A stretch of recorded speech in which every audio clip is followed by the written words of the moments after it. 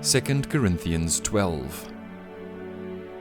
This boasting will do no good, but I must go on. I will reluctantly tell about visions and revelations from the Lord. I was caught up to the third heaven 14 years ago. Whether I was in my body or out of my body, I don't know. Only God knows. Yes, only God knows whether I was in my body or outside my body. But I do know that I was caught up to paradise and heard things so astounding that they cannot be expressed in words, things no human is allowed to tell.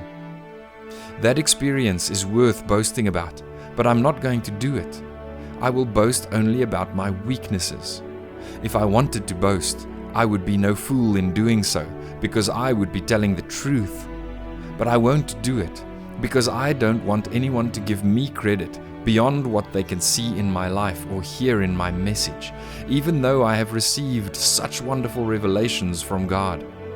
So to keep me from becoming proud, I was given a thorn in my flesh, a messenger from Satan to torment me and keep me from becoming proud. 3 different times I begged the Lord to take it away.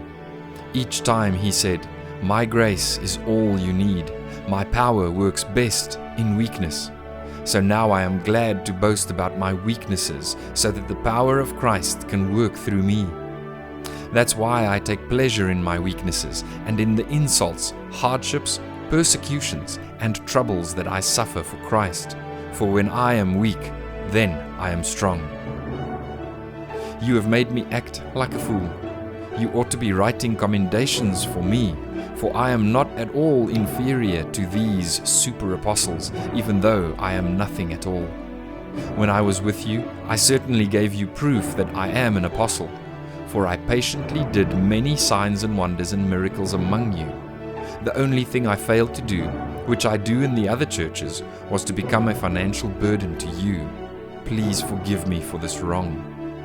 Now I am coming to you for the 3rd time, and I will not be a burden to you. I don't want what you have, I want you. After all, children don't provide for their parents. Rather, parents provide for their children. I will gladly spend myself and all I have for you, even though it seems that the more I love you, the less you love me. Some of you admit I was not a burden to you, but others still think I was sneaky and took advantage of you by trickery. But how? Did any of the men I sent to you take advantage of you? When I urged Titus to visit you and sent our other brother with him, did Titus take advantage of you? No, for we have the same spirit and walk in each other's steps, doing things the same way. Perhaps you think we're saying these things just to defend ourselves. No, we tell you this as Christ's servants and with God as our witness. Everything we do, dear friends, is to strengthen you. For I am afraid that when I come, I won't like what I find, and you won't like my response. I am afraid that I will find quarreling, jealousy, anger, selfishness, slander, gossip, arrogance, and disorderly behavior. Yes, I am afraid that when I come again, God will humble me in your presence, and I will be grieved because many of you have not given up your old sins.